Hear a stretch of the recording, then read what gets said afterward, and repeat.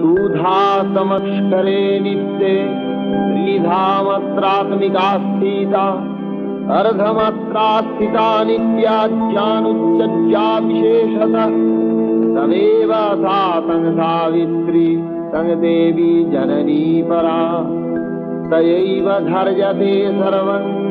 तयैतत्सृज्यते जगत् तयैतत्पल्लते देवी समक्ष्यन्ते च सर्वदा विसृष्टौ सृष्टिरूपा तं प्रीतिरूपा च पालने तथा संहृतिरूपान्ते जगतो स जगन्मये महाविद्या महामाया महामेधा महास्मृति महामहा च भवती महादेवी महासुरी प्रकृतिस्तञ्च सर्वस्व गुणत्रय विभाविनी कालरात्रिर्महा